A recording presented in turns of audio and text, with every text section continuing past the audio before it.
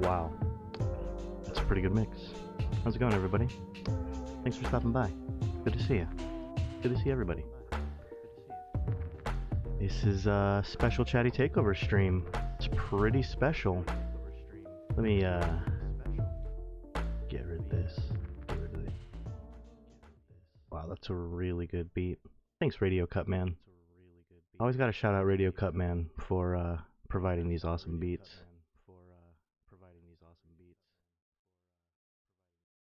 These, royalty-free, mute-free, VOD-safe beats.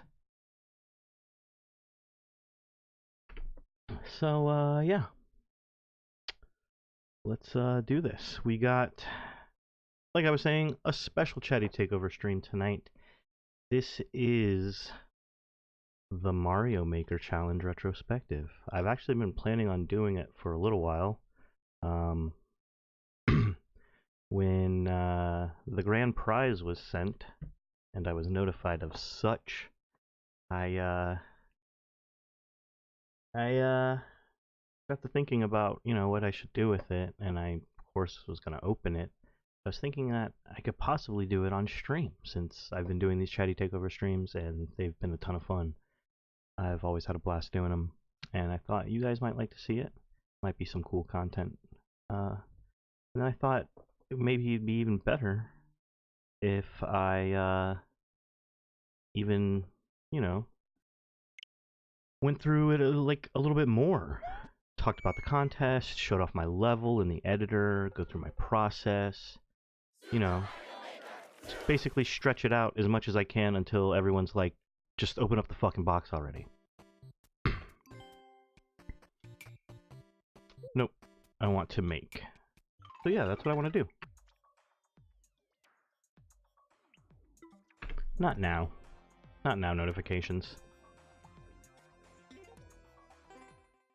I thought I might talk about the level, kind of show, like, the different passes that I take when I'm making a level, how I start, and just kind of go over, what makes a winning level. And here it is. This is the winning level. It's Hebra Mountain Mosey.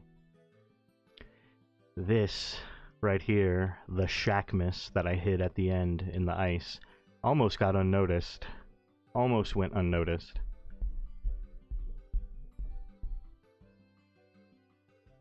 If that had been the case, I don't know. Probably would have lost. The kerning is kind of terrible on it. I know.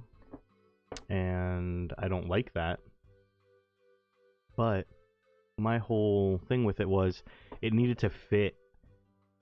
I got the idea to include Shackmas when I started placing the random ice blocks in the ground. And that was part of the final art pass. I usually don't do that stuff until near the very end when I have all of the gameplay kind of nailed down. And yeah, the kerning was really tough. It had to be 4 blocks high. I didn't want it on the ground that you could run on because it makes it slippery and annoying. Also, I didn't want bombs. I didn't want players just like throwing around bombs and destroying it. Although you can destroy the top of it. And then, so yeah, it had to be 4 high and maximum of 3 wide. And doing the M's and the H's with only 3 wide, I had to be clever with it, but it's there. So yeah, the way I start when I'm planning a level is I usually start with one trick, and with this it was just the bow and arrow. So, and that's like, obviously a lot of people do know this, some of you might not, but starting with one gimmick and then expanding on that is the tried and true method for all Mario, so you might as well just go with that. So what I did is, oh, whoops. I always use the touch pad. For making, I never use the control stick for making. So yeah, what I did is I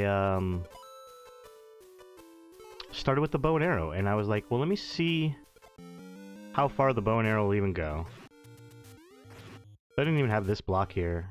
Just point up, shoot, and watch the arrow, you know? Watch it fly. And I was like, alright, well, I think I'll make a P-switch and make it so you have to run and jump and get on some blocks in order to get to the next part. And from there, it'll just naturally, organically expand. And testing your own skills is basically the best way to do it. Push yourself to put a challenge in your level that is just easy enough for you to understand and get, and then other people will, I mean, they'll naturally catch on to it. It doesn't take a lot. I keep hitting plus. This hook shot part was, or not hook shot, but this claw shot was one of my favorite parts to design. So after I did that shot, I was like, you gotta mix up, you know, your action. And I figured making it so you had to hit something while swinging would be pretty challenging, but not impossible. So that's how I came up with this puzzle. And before I did any of that, none of this background stuff was here. Like, this cave didn't exist. It was basically just ground. It's just the ground. And so I put that switch there, and I didn't have a pipe either. I didn't have a pipe here or here. They were just P-switches at first. And then through the playtesting, I started to realize that if you hit the switch, didn't complete the challenge, then you're stuck without a switch. So I needed to respawn the switch, and the pipe is the best way to do that. Unfortunately, it doesn't keep the sound effect, though, so you can't put an item with the sound, like, I mean, I can put it in the pipe, but what it does is it ends up triggering every time it comes out of the pipe. I don't know, it's weird. I can't make it come out of the pipe and not trigger the sound until you hit it. It won't work. So I can put it on the first one. So if you trigger the sound on the first one and you hear it, that's a nice little bonus. If you miss it, that's it. You don't get to hear the little sound anymore, the puzzle jingle. So after I figured out to make the P-switches respawn, you know what I didn't do? I didn't DM someone. I mean, you probably saw, but you never know.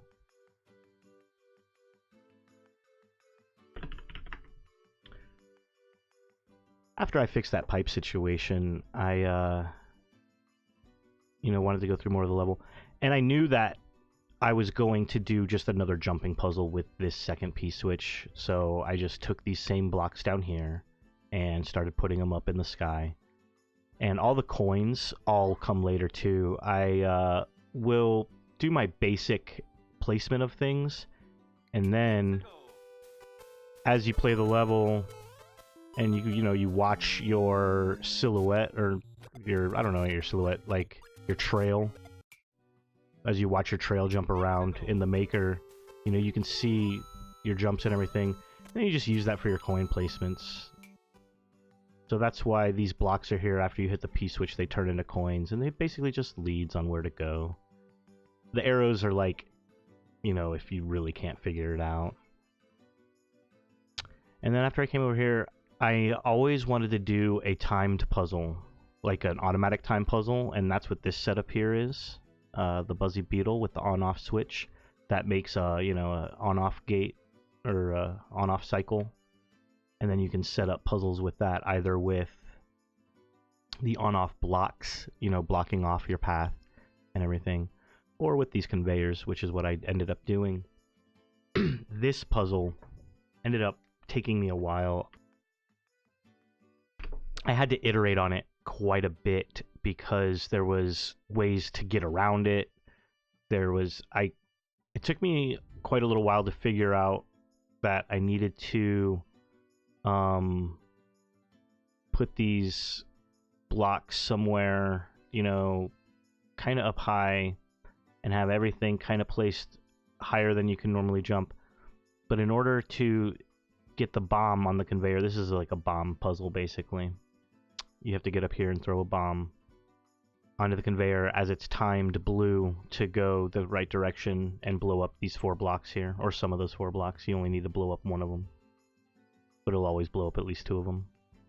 The donuts are to prevent player skipping, but you can actually do like a skip through this part if you're fast enough and get over that donut, which I didn't find out until after it was uploaded.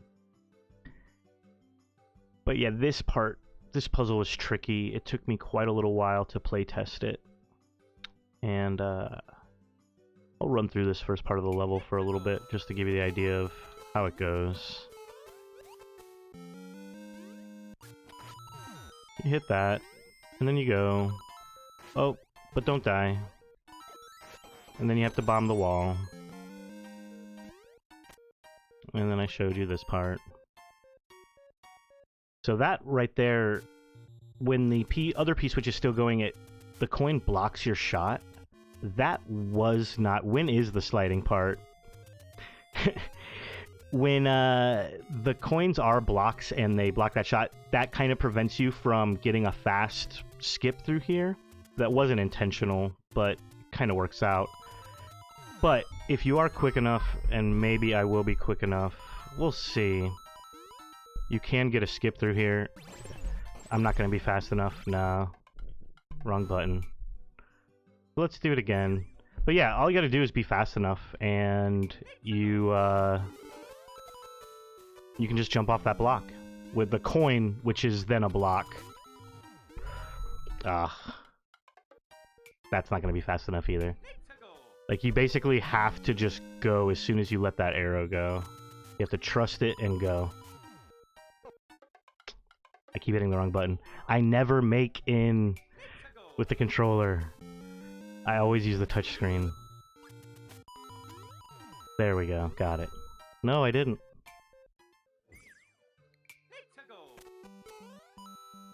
I'm all nervous. I'm not gonna get it now.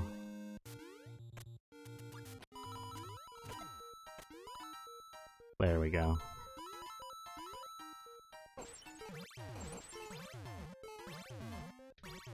That's the skip. There it is. I didn't discover that until after I had uploaded the level. And, I mean, what are you going to do at that point? I'm not going to fix it and re-upload it. Yeah, making with the controller sucks. I never do it. That's why I don't do it. I always just do handheld, and I have a little capacitor touch stylus pen thing. But anyways, I got it for free from a Cricket store. Hey, shout out to that Cricket store for helping me out with my Mario making. So yeah, I discovered the skip after I had uploaded the level. I'm not going to re-upload it. In fact, that's part of the speedrunning community. You know what I mean? Like, you have to accept that stuff. Because the only people who are going to discover it are people who play your level multiple times. It did end up happening. My upload time was... Jeez, I don't even remember. I could look at it, but I don't want to right now. I think it was around 4 minutes. 2 to 3 minutes. No, it's more than that. It's at least 3 minutes. But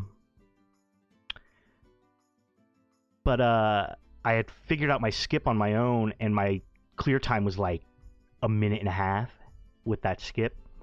So I knew as soon as I saw a world record that was under 1.5 minutes, I was like, okay, somebody found the skip, and somebody got it.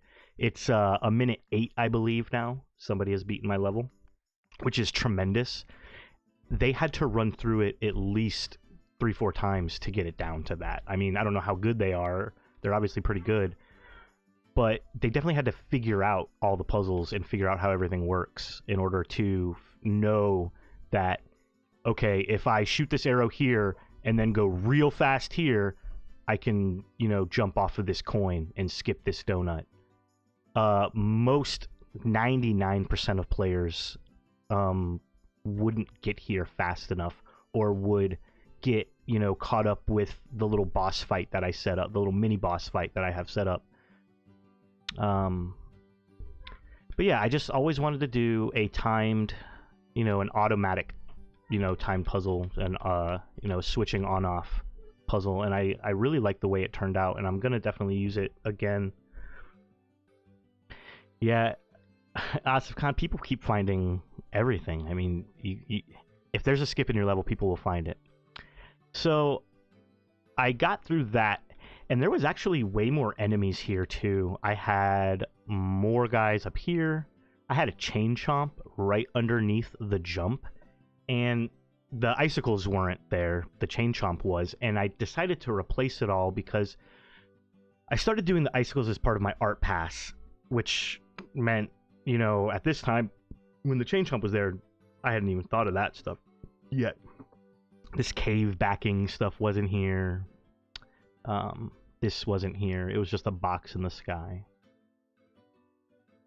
When the chain chomp was there, though, that jump got really fucking annoying. And when there was more enemies here, this segment was kind of annoying. And that's really another thing you have to really... It's a hard... Or not hard, but a fine line, rather. It's a very fine line when you're iterating your level and you're playtesting it and you're just running through it over and over again. Figuring out what's fun and what's annoying it's subjective, right? Like, some people like a lot of enemies, some people don't.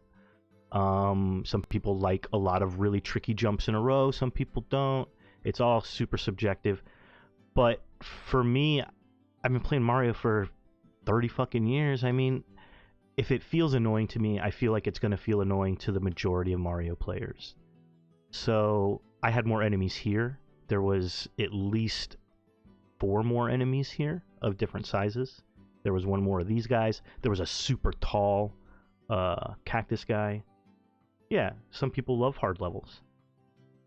And for a contest, I wanted to make something that was engaging, but not hard. You know? I wanted it to be something that you probably weren't going to beat on your first run through, but you were going to figure it out and pretty much start, you know, it's not going to take you 25, 30 minutes to beat. Because I feel like for a contest, that's what you got to shoot for. You can't be making levels that are going to take an hour to beat, because first off, if this contest is being streamed like it was, and I'm assuming this year it will also be streamed, and that's why I'm doing this retrospective, or half of the reason why I'm doing this, not only to pad out the content and make the unboxing come a little later, but also to really give an idea of what I feel. And like I said, this is all subjective. Make super hard fucking levels. Asif Khan loves that shit. But I just felt like for a contest, something more traditional would have an edge, just because it would be beatable. But I knew it had to be good. I knew, like, the art pass had to be perfect, the music pass had to be perfect, the enemy placement had to be perfect. Because if any of that's off, then it's not going to win, right? So yeah, I had more enemies here.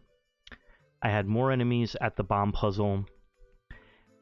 And so to take it back a little bit, after I did the bomb puzzle, you know, got the auto-timed bomb puzzle down, which, like I was saying, took me a lot of iterative playtesting on this one. I got to here, and this whole section, this whole part here didn't exist.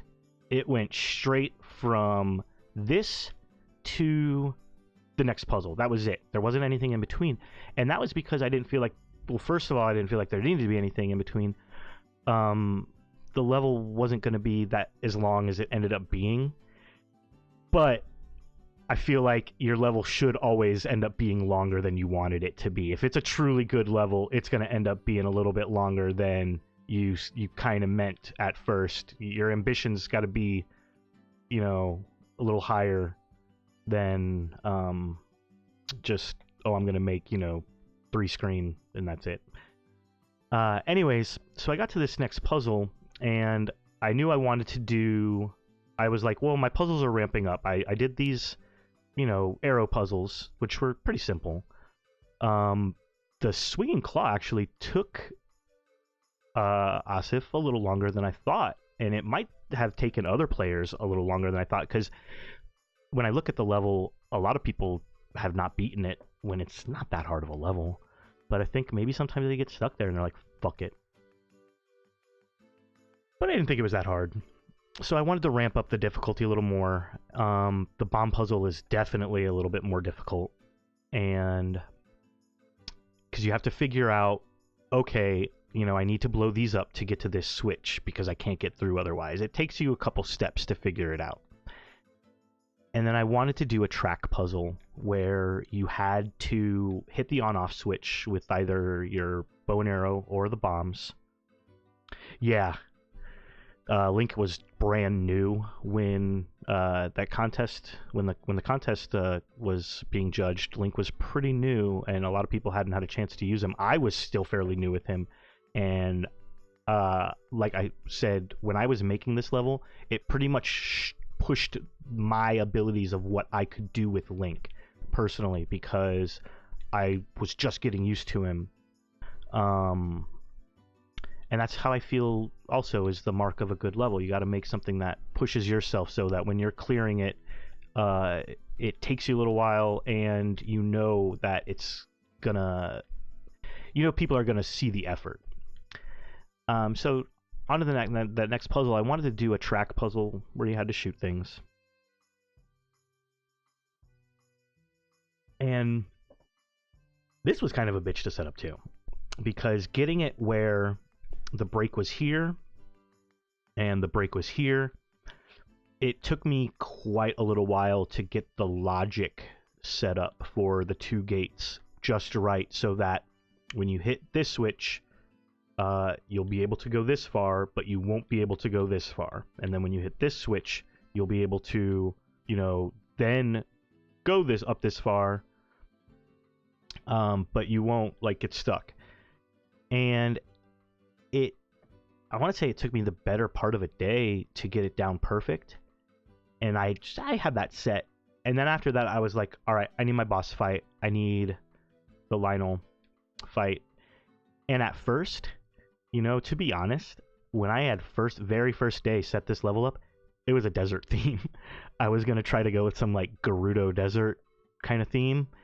And I went with that for maybe a couple hours. And then I thought to myself, what the fuck am I thinking? It's Christmas, it's Shackmas, it's, it's wintertime. The winter music is awesome, even though with Link you don't really hear it. I needed to change it to a winter theme. And so I changed it to a winter theme, and that's when I decided that I wanted it to be a slight elevation increase on each part of the level. So that's what I ended up doing. I went all the way to the end of the level, and I took it up, as high as it would go, raised the ground up, and so I could make, the little boss fight be as high up as the camera will go without, breaking it.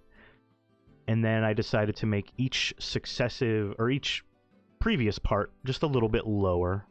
That's Shackmas. I talked about that at first, right? When I first started, when I showed the end of the level. Yes, the Shackmas did steal it, and it almost went unnoticed. It's hard to see. It is hard to see. The kerning, you're right. The kerning was tough, but I had to fit it. I couldn't. It had to be no more than 3 letters wide on each, and no more than 4 or 3 letters, no more than 3 blocks wide, and no more than 4 blocks high. And with that kerning, sticking to that kerning, going 4 wide would have made it much more easier. But yeah, I feel like the Shackmas it's just barely noticeable, and I kind of wanted it to be a little subtle too. I wanted it to still look like the ice in the ground. And yeah, so when I decided to make the end of the level as high as it would go, and then each previous part a little bit lower, and then a little bit lower, and then all the way low, I was like, okay, I'm going to start this. And then this was basically getting on to, 5x5 letters are way more easier. That kerning is perfect. You can make any letter with that. And it looks, it's easy to read. But yeah, it's big. It takes up a lot of space. I needed to take up less space. So after I, decided once I had, and so basically at this point, your gameplay pass is done, right? Like I have my 2 arrow puzzles, I have my bomb puzzle, I have my moving platform puzzle, I have my boss fight. There's a theme now. It's a mountain. It's snowy. Hebra Mountain is if you've played Breath of the Wild, that's like the snowy mountain. And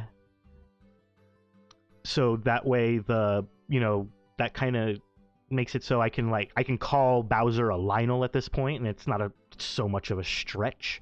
And I added some flair to the castle, the mini castle that you go into, to kind of try to make it look like a shrine. I tried to make it look like a shrine as best I could, but what are you gonna do? But if you put it in the description, I was like, oh, in the description I'll make it so it mentions puzzles and Lionel and shrine, so that way that's kind of fresh in your mind when you're playing the level and you think of that.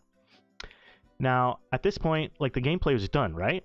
And I can start playtesting and start iterating, putting art down, start putting the music down. But I ran into a problem. Every time I would get through this part with the bomb, I would come up to this part, and what would happen is... Hold on. Yeah, I want it to be over there too. That won't be far enough.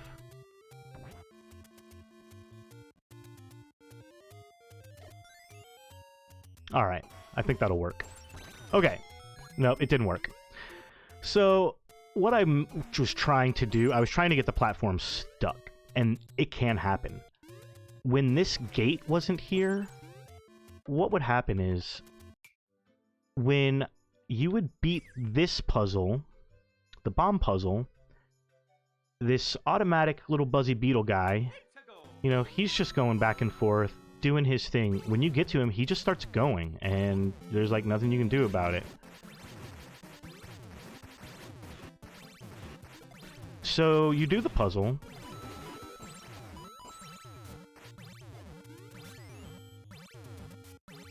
And everything's cool. It's gravy.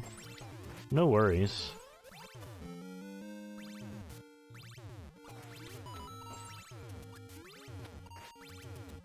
I'm so bad. Alright. So you do the puzzle, everything's gravy, but what ends up happening is when you leave, when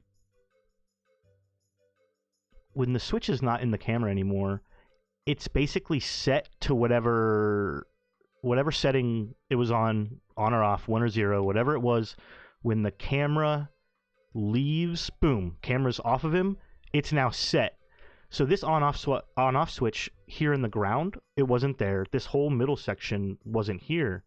I just had this next puzzle set up right after this jump through the wall.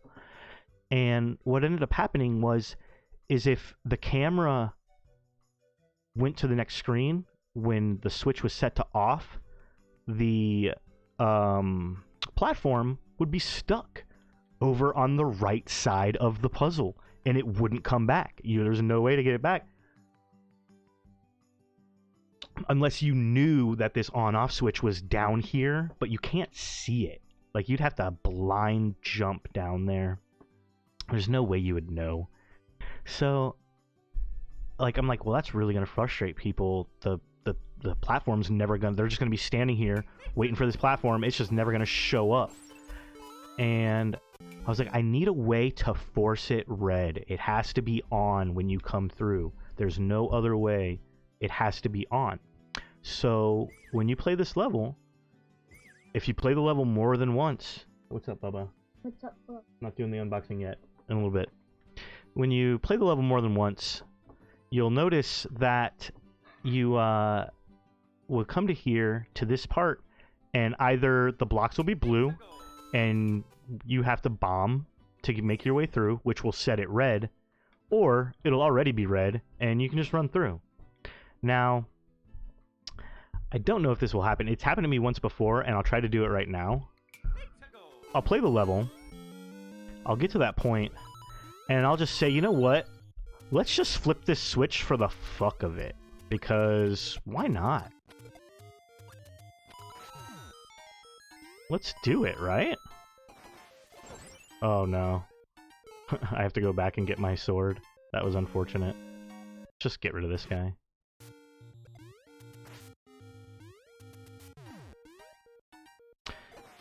Because I've done that. I've just been like, well, what if a player just decides to say, fuck it, and just go.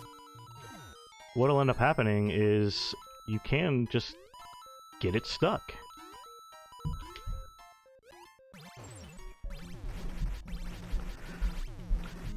And for a little while, I was like, man, I didn't know how I was gonna force it to...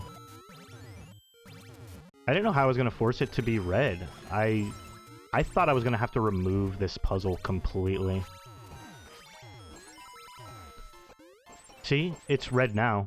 Like, 9 times out of 10, it's red. But that one odd time when it was blue, it really messed it up. I was like, oh, well, what if you just decide, I'm just gonna... I want to hit this switch. I want to do it. So you do it, and then you do it again. By interacting with this switch before you get to the platform, it didn't get it stuck. You can get it stuck, though. Luckily, it didn't. See, it's hard to do. It's hard to do. But I figured out that if I put the switch here and force people to make the switch red to go through, if just in case it's blue, they probably won't fuck with the switch again. They're just going to keep going and go through the level. So that ended up being my fix, and I mean, I think it was pretty good. It does seem like people might wonder, well, why is this here? Like, why does this even exist, you know? But that's why it exists. It's just to force the switch to a certain position. So after all that, that's pretty much the gameplay loop done. You know, I started doing the art. I had set my elevation on the different levels. I decided that I wanted, you know, like a little cave here, so I set all these different things in. It is definitely the ultimate dad joke. Setting up the platform here to make it look like this isn't just suspended in midair. That's when I started putting in the icicles, because I figured the icicles, well, it's cold, there's going to be icicles, and they look nice. And I wanted them offset. At first I had them even, so, you know, this one would be up one more block. But I started offsetting them, and I thought it looked a little more natural. So I started offsetting them and, you know, putting the offset one on the different side and everything. And then having some that fall, so it's, you know, like an actual hazard. And then I started thinking about where I wanted to put ice blocks, because I wanted to decorate with ice blocks, because I wanted everything to make sense. I didn't want to put any decoration that didn't fit the theme. And I thought, well, maybe if I put ice blocks in the ground, I could make it so the higher elevation you go, the more ice there is in the ground, embedded in the ground. So if you notice, that's what I did. The higher you go, the more and more higher you go, the more ice there is, more ice blocks there are embedded in the ground. So I thought that was like a nice subtle nod. And then the art on the ground, the easiest way to do that, I don't know if you guys haven't done this yet, but the easiest way to get art on the ground is just place a bunch of ground in the sky. So you get all the art pieces to pop up. And then you can, like, cut them, basically. You can, like, move them, you know. And then you can just start copying and pasting those little pieces on the ground where you need them. And then just delete all that shit in the sky. And, yeah, after I get... There's usually 4 per level. So there's the tall one, the medium one, the little one, and the bush. And you want to use those everywhere you can, but you want to alter it up so it looks natural. It looks, you know, there's no, like, you don't want there to be, like, visual, I mean, you can do visual patterns, but you don't want it to look, so, like, it's just all the same thing. You got to break it up. But yeah, you can, I'm not going to do it now because it's so much easier with the stylus, but yeah, you can basically just cut, you know, just the blocks that have the art pieces on them and get those 4 blocks, you know, up in the sky and then delete all the other pieces of ground. And then when you got that, I mean, you have your little 4 art pieces, and then you can just copy and paste those wherever you need them. And that's what I do. And I just copy and paste those all along the ground, everywhere you are. And honestly, this stuff doesn't even get noticed by the players. It really doesn't. But it adds so much to the aesthetic of the level because it doesn't need to be noticed. You know what players will notice? They'll notice if the level looks boring. If the level looks nice, I mean, some players will notice. I notice when, people go out of their way to put good art in their levels, but not everyone does. But yeah, a lot of people will notice a sparse, barren, ugly level. So that art pass is so important. You gotta make sure you concentrate on your ground, concentrate on your in ground, like your in block stuff. It just needs to give the player something to look at while they're running through. Yeah. I think I have to do this unboxing. It's getting to my son's bedtime. It's bedtime, so I pretty much have to do it now. So that was my level. I mean, that was pretty much my thought processes. I didn't really go through my sound, but I'll save that for that'll be one of my secret tips now. I'll go over that next time or maybe later. But we will do the unboxing. We'll take a short break. We will do the unboxing. It's finally time. It is here. You will see what I have received for making such an award-winning level. And I can't thank Asif Khan enough. Army of Techno. The whole contest was a blast, and I really hope. Well, I want this walkthrough. Hopefully, I mean, I know there's not a lot of people watching live. I mean, I know.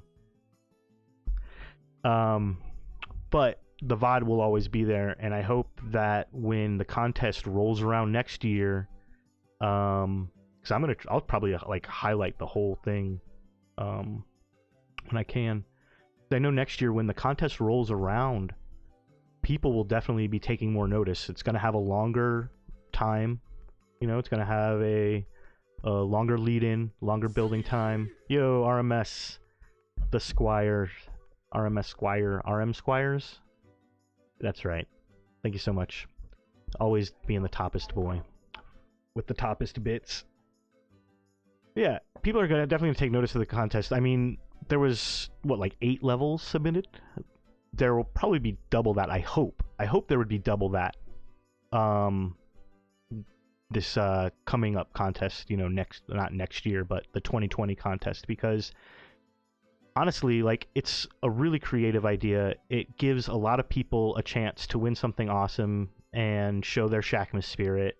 And I mean, I know that we started as a Quake website, and this kind of replaced the Quake tournament this past year, but I felt like it really gave the community a chance to shine a little bit more than the Quake tournament does.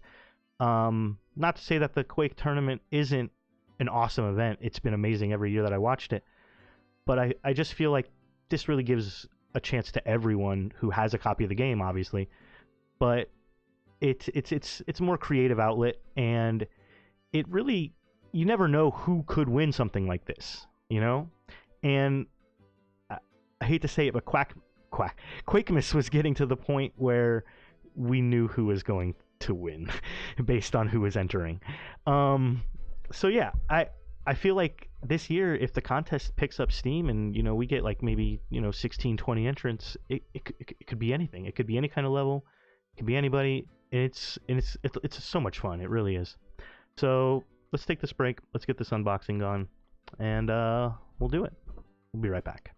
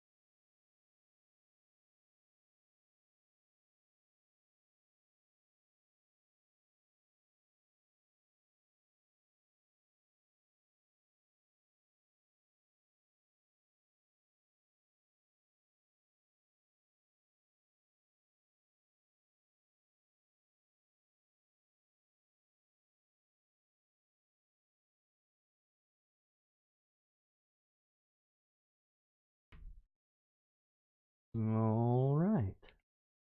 Let's see here. See if I can get this down. Oliver, watch out, Bubba. All right. So, this is the grand prize. Special prize shipped from the Army of Techno, the man with the briefcase, Asif Khan himself. So, I hear it's like a super mega bundle of sorts. I don't know exactly. Let's find out.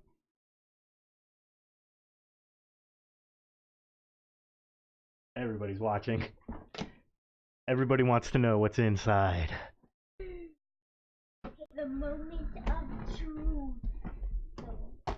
My partner thinks it's a 12-pound ham. It's a 12-pound ham. Oh, I thought different colors. I see something inside. It's ham-like. The Shackmas 2019 Super Mario Maker 2 Super Challenge Super Mega Bundle. Oh. Wow. Oh. So we got some plushes. Decidedly not a ham. Here you go. Hold on to that. We got a peach plush. Awesome. Aw, She's adorable. Hold on to that. Oh. We got a star plush. Oh. That's for me. So, because it was a Mario Maker challenge, Asif Khan gave a little hint during his Worldwide of Esports stream earlier. So, he did mention that it was kind of Mario, kind of Zelda, since this Mario Maker level, you know, embodied both. We got the Mario plush.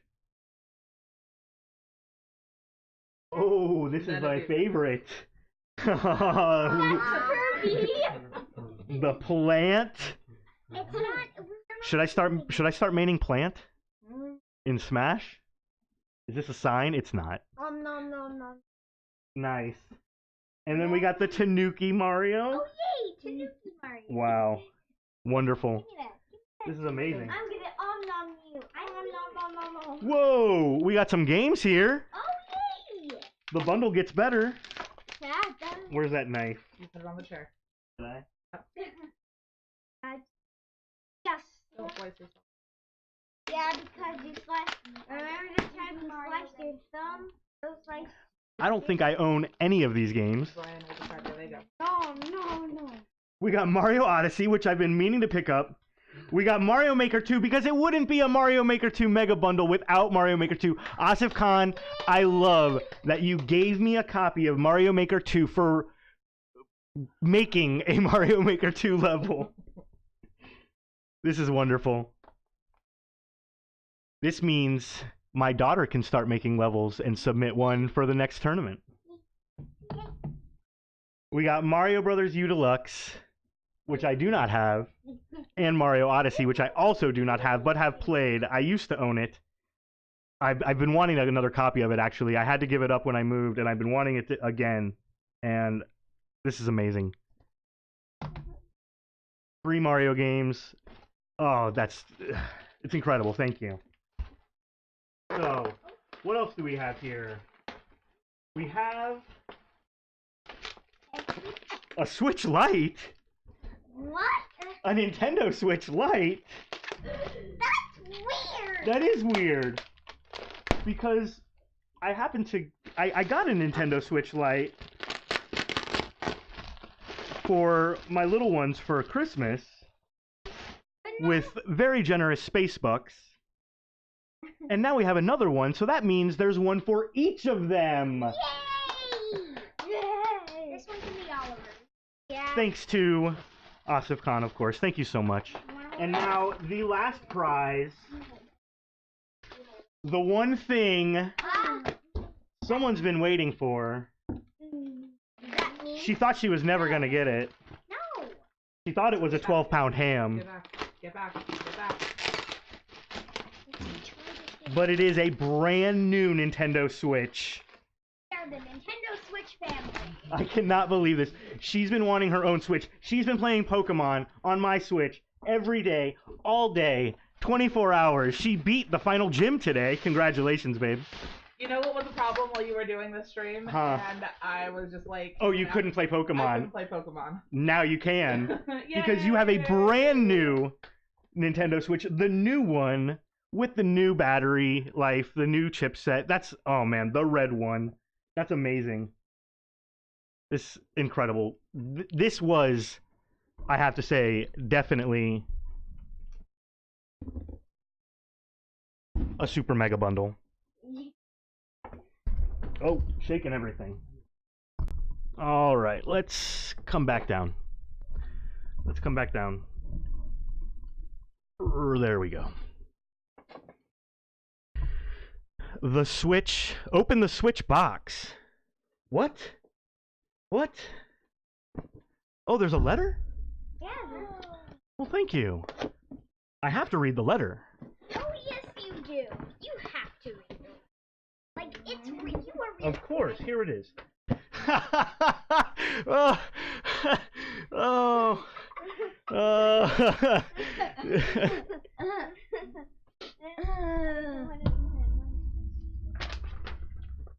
Your resourcefulness in overcoming this trial speaks to the promise of a hero. Or if you don't follow myself or Techno Sucks on Twitter, what's wrong with you? You should be. But he has tweeted this message to me on many occasions after, you know, posting a really good Mario Maker time or, you know, anything like that, winning this challenge and printing it out and having an actual physical copy with not only the man with the briefcase, but Lola's signature. That makes this priceless. Sir, you are the hero of time. Thank you so much. I cannot stress to you and the community how much Shacknews really means to me. I've been part of this thing for almost 20 years now. I mean, I can't remember not having Shacknews in my life practically. Ever since I was a wee pup, you know, just a teenager playing computer games all day, every day. And that's how I found Shacknews, and that's how I've stayed on Shacknews. And yeah, this contest was really special to me because I knew it was something that I could put everything into, and I really poured my all into the level and tried to make it the most fun and the most like memorable, you know, that I could. And to get such an amazing prize bundle for doing that is just really, it's amazing. Thank you so much. I think that's gonna end it here. Yeah, that caps it off at just about an hour. So that's like a perfect stream, perfect little mini chatty takeover stream. Definitely keep us in mind for tomorrow morning, though. There is some exciting stuff happening with Smash. Byleth is coming out. So we're going to have some Smash Brothers. I got the go-ahead to do another chatty takeover tomorrow. So I'll be on for probably about 2 hours doing Smash Brothers, putting the new character through the paces, probably not playing that character much after that, because I know I'm going to want to go back to Mario and Fox. But hopefully I can get some games in with maybe Army of Techno, man with the briefcase himself. Maybe I can get some games in with you. You know, any viewers who have Smash and want to play. Please come and, you know, join the arena. I mean, I'm not very good, so it'll be fun either way. So yeah, stick around for tomorrow, or don't stick around, that's a long time, but definitely check us out tomorrow when I go live with Smash. And thanks again, really, for watching the Shackmas Super Mario Maker 2 Shacknews Challenge. These words are all out of order. The Shackmas 2019 Super Mario Maker 2 Super Challenge Retrospective. I really appreciate you watching this with me, or watching it and joining me for it. It's been a lot of fun. I'll see y'all later. Have a good night.